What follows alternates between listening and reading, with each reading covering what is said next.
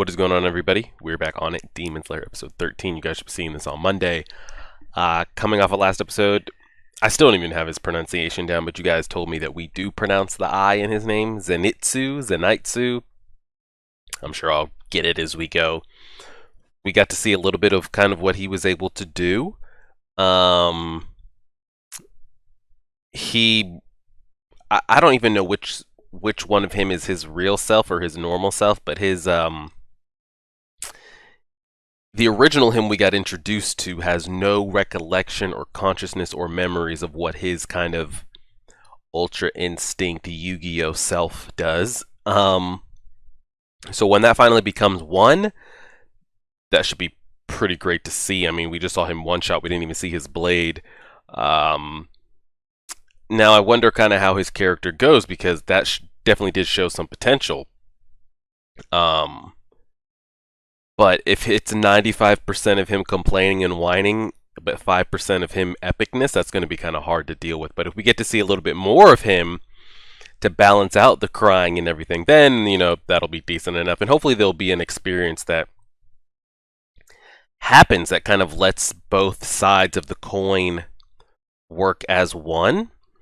So I wonder, I'm just curious on like how it sparked or started. Did his original kind of crybaby self do all that training, and his other self kind of took it to another level? Is it just when he sleeps, or does he have to really like pass out or be unconscious? I don't know the specifics to it, but I'm sure we'll find it out. We got some information about Muzan and him basically being able to boost somebody even after they've become a demon if he sees potential in them. And then we kind of got information that demons can kind of cap out, basically kind of like experience level. And Muzan can pretty much level up anybody he thinks might have potential after he's already turned them. So just a lot of information to see. Hopefully we'll get out of this house this episode. And then I wonder if this is kind of going to be like the squad that we roll around with. Zenitsu, the man, bear, pig, boar guy, Tanjiro, and Nezuko. I wonder if that's going to be the squad moving forward. We'll see. We're right at the title screen, episode 13. Something more important than life. Pressing play right now.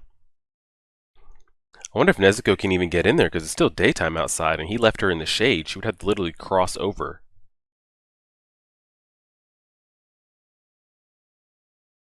Oh yeah, and he's got supersonic hearing. So, Zenitsu.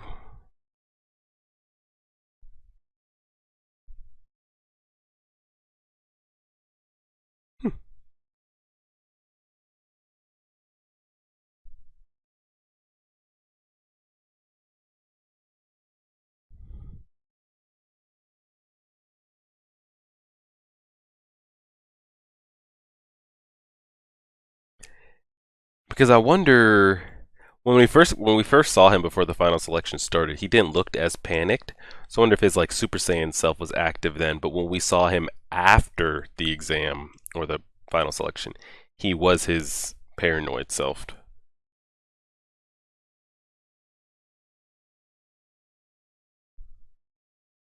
Hey, they made it out. And it is still daytime, so I'm not expecting Nezuko to do her regular like come save the day thing.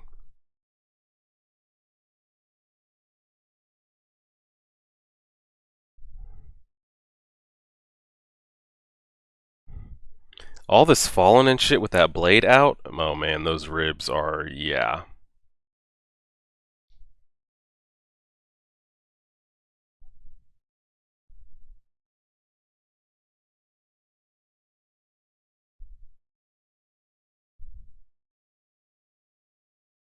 Come on, let's see it. He's literally not getting a second to even like get on his feet to even attempt to see where the next tilt is gonna go.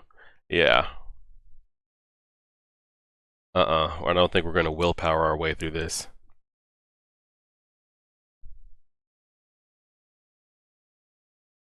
Well, first of all, just get out the way, yeah. Dodge that and then go from there.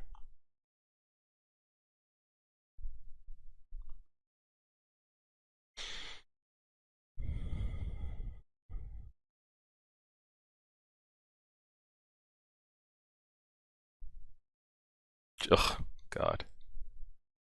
Yep, he doesn't even have time to get his feet on the ground to like, okay, let me jump for the next turn.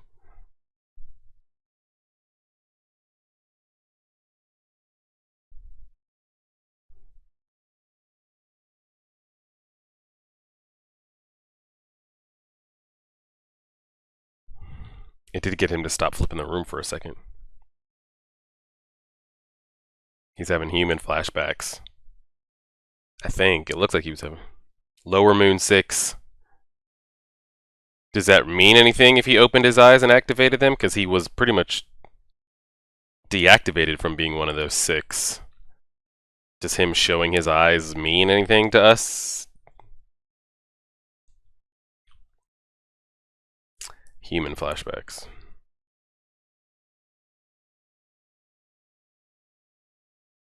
I see the connection to the house that he has.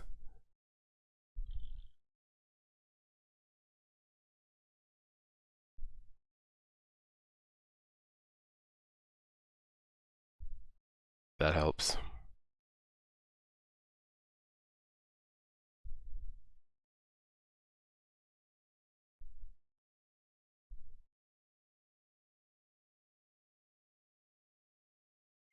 You never step outside anymore these days. That's the connection to the house. Enjoy your hobby. Yep.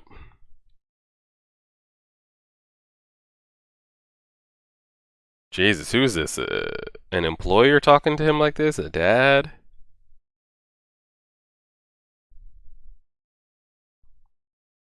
Does it matter? Probably not. He's gonna die right here anyway.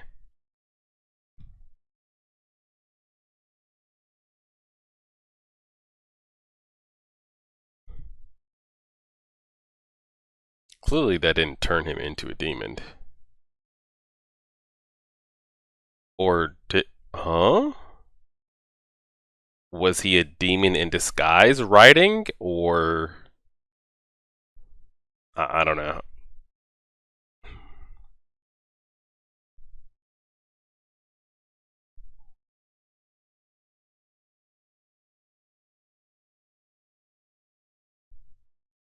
Well, clearly you're not going to be able to do shit if with him hitting it that fast. You're going to need somebody to come slice his head off from behind. He's going to throw up.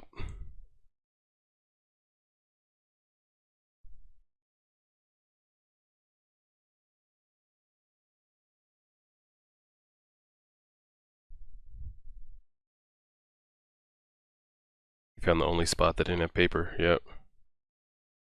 He didn't step on his papers.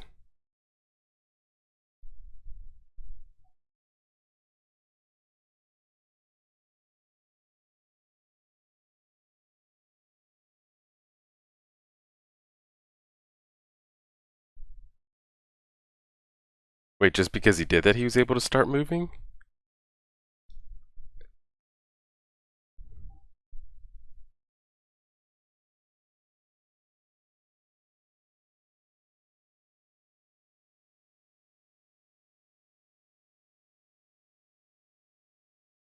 Okay. We've got that part down. But why isn't the room rotating anymore? I understand he said he can I gotta go back and see what I missed right there.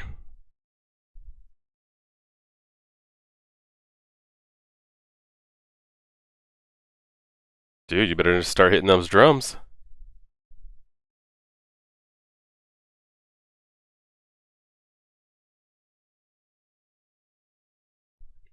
Him running on water's pretty dope. Even though we know it's not really there. Bro, you gonna hit those drums or no? You just gonna let him come slice your head off?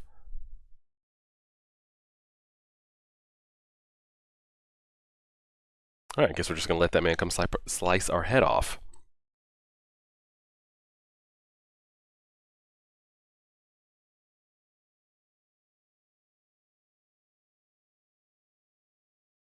I gotta see what it was that all of a sudden, like... He was still hitting those drums even after he kind of took a soft landing by the paper. So how come he still wasn't, the whole room wasn't rotating anymore? I need to go back and see that.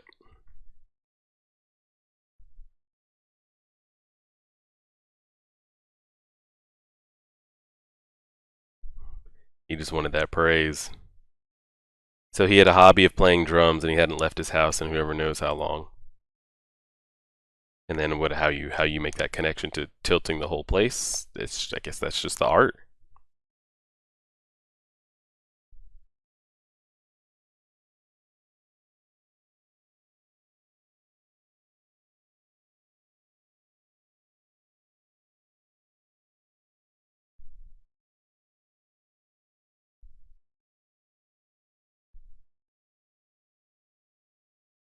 All right, another demon down.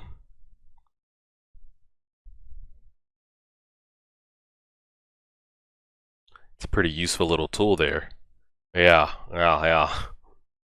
Like pipette, it was a pipette by itself.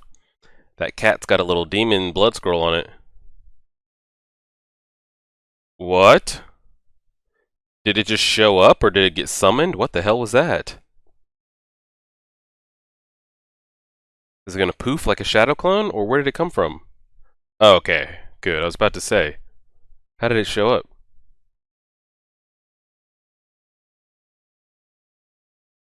Damn. Yushiro's got the juice, bro.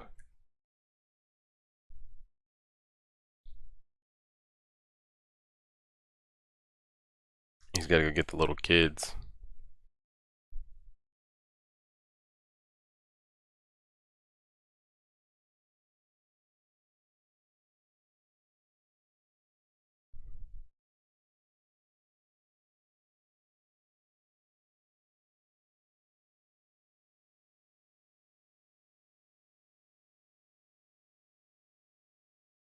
Boom.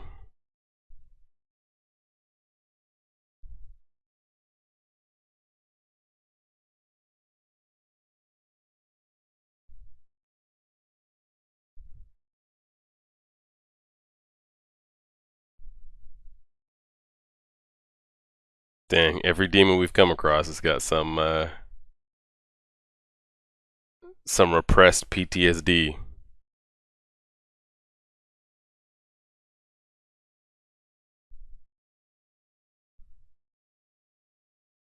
I mean, at this rate, it looks like there's not a single demon that would. I wouldn't. I guess maybe not that. There probably are demons that are straight up loyal to Muzan, regardless. But it looks like no demon out there has wanted to be a demon.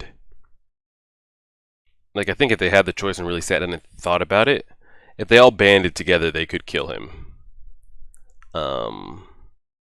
Now some of them might be bloodlusted with the power and the thirst of eating, but if they really sat down and thought about it, if they could trade their demon abilities to go back to a human, would they? Everyone we've come across seems to kind of long for that, being able to kind of achieve what they didn't.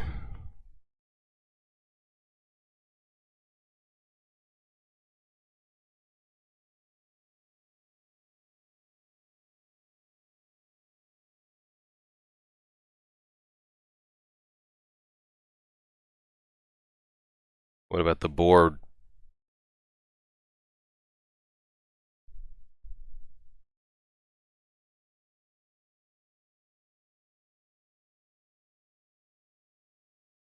What about the pig boy?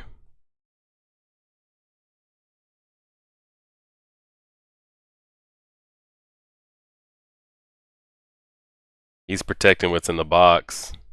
Tanjiro's gonna lose his shit in a minute.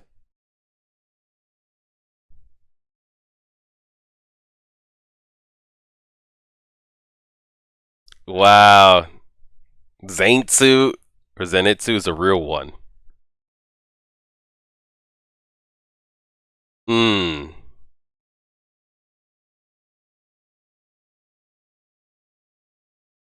Now, which him protected it? The scared one or the... I think if it was the Yu-Gi-Oh! Super Saiyan one, he would have just killed that dude. He's got supersonic hearing, okay.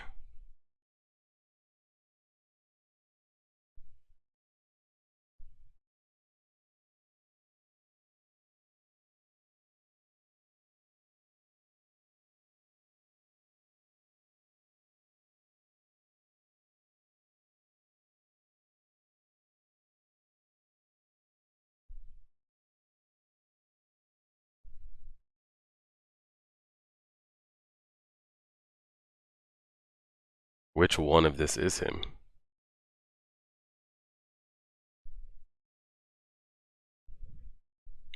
And does Pig Boy just know that there's a demon in there?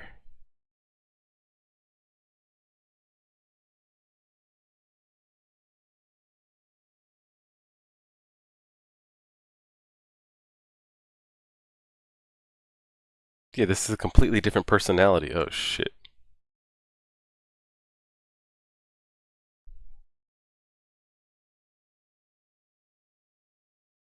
Okay, never mind. Not a completely different personality. I guess they're just going back and showing us how we got in this. Yep, here he comes.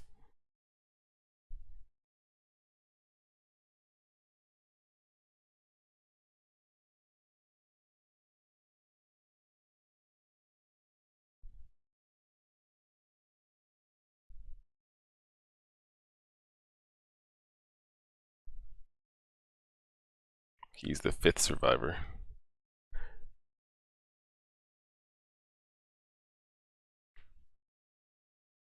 He is the one, so he is the 5th one that we didn't see.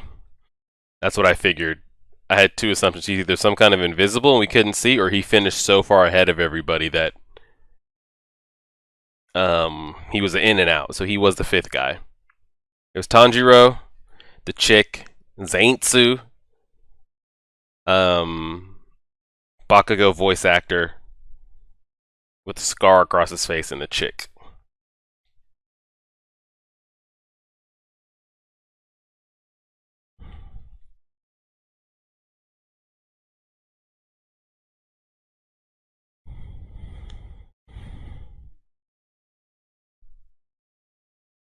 He didn't move.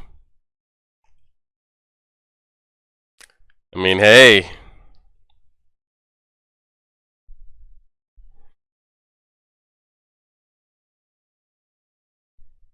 Oi, oi, oi.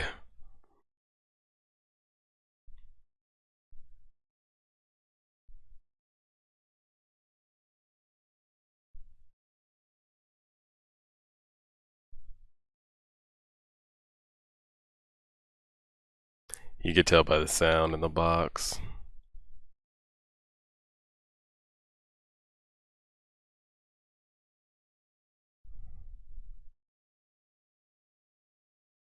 He's like Melody from Hunter x Hunter. Being able to distinguish people's kind of characteristics from the sound they make.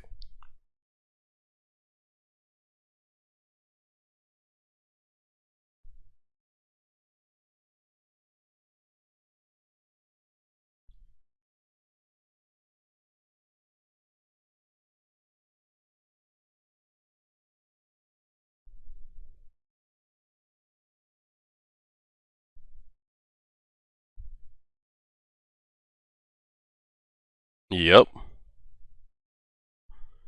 I'm sure he'll end up telling the reason right now, but we gotta be able to. We need to have an actual conversation with this boar pig boy. So he's just out here recklessly doing whatever the hell he wants. So if he's gonna hang around, we need him to not be so reckless. I mean, he attacked Tanjiro. He's over here attacking Zaintsu.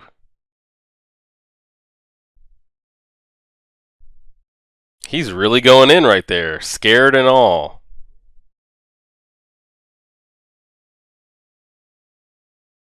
Is he biting this man's Achilles? Oh, okay.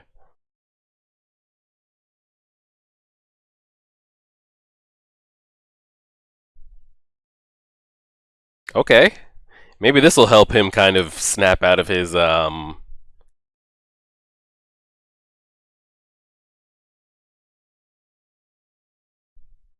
And then that's what we walked out on.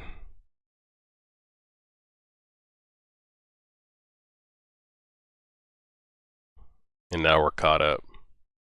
Tanjiro will lose his fucking mind in a minute.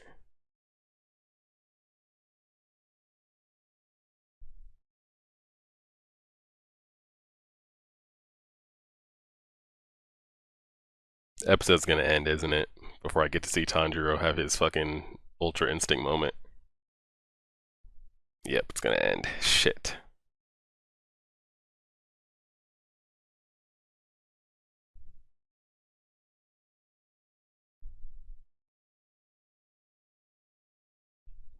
Don't end.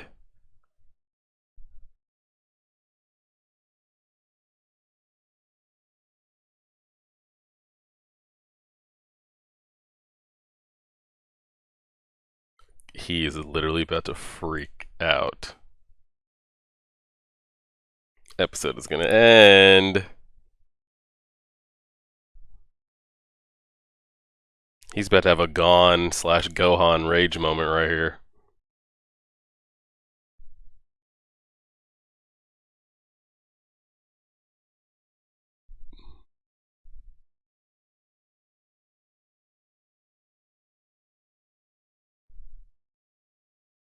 Those can't be the most efficient swords either.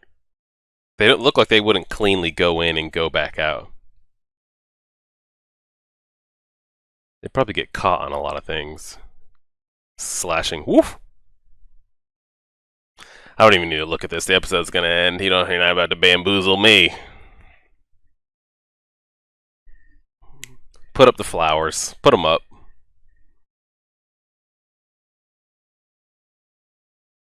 Boom. And that is it. Okay. One thing we gotta go back to is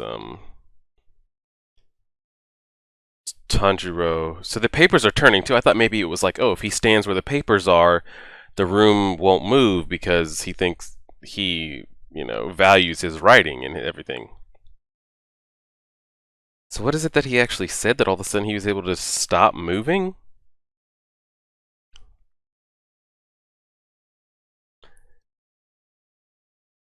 Okay, here's the papers, and he consciously made an effort not to step on them. Okay. And then what happened? Got it. Got what?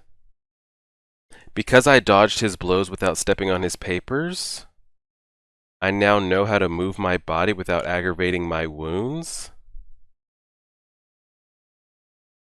So he didn't figure out some hack to the Rubik's Cube of the movement. All of a sudden, all that he said was, I now know how to move my body without aggravating my wounds. Okay, well then are we saying that the only thing that was keeping him from killing this demon 5 minutes ago was the pain from the wounds? Then okay, but because all of a sudden though, and how to breathe, so maybe now instead of getting sloshed all over the place, he can breathe a little shallower and walk a little lighter and can kind of bound from wall to wall, ground to ground as he's turning. Because look, he's still turning, but I don't see the room moving with him. The only thing that happened after the time period that he touched the ground was the claws.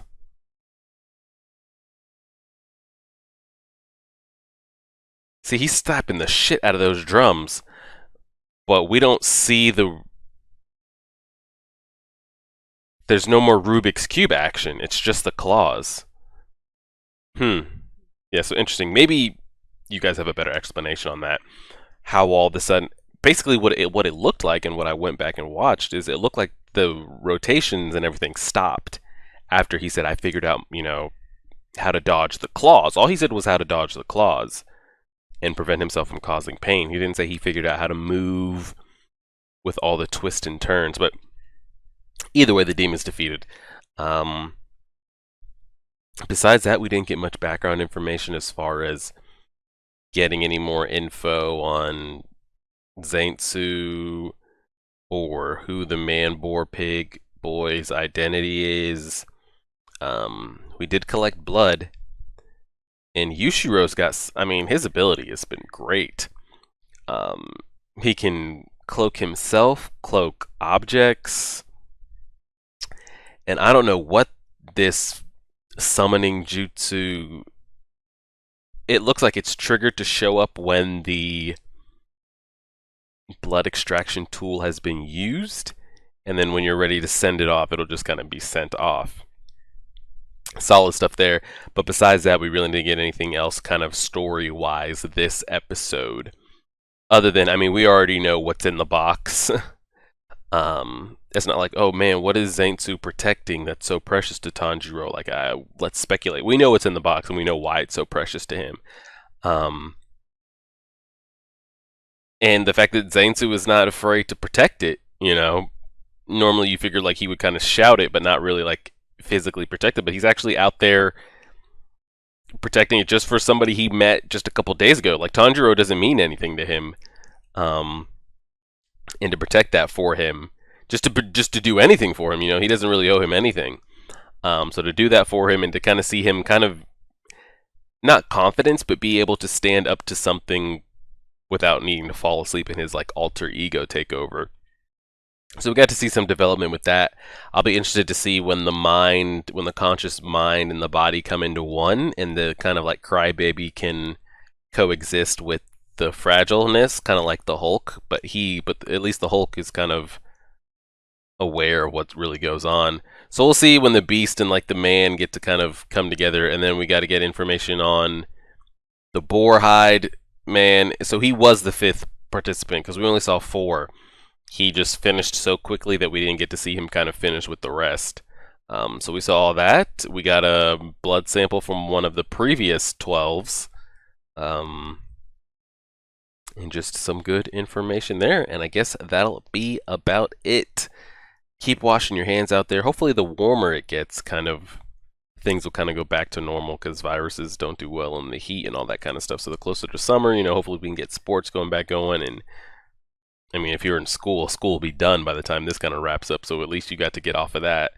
Hopefully you guys that are graduating and stuff, I know they canceled a lot of ceremonies, if not all of them. Hopefully you still find a way to celebrate. And just enjoy the time. Keep staying safe. Help us reach 6,000 subscribers. And then next month's podcast will be Hunter x Hunter focused, because you guys went ahead and voted on that. I think I might start it with the first chapter, or first couple chapters is what the podcast will be on, but I'll figure that out as we go. Help us reach 6,000 subscribers. We're almost there. You guys stay safe out there. Like, share, favorite, subscribe, and as always,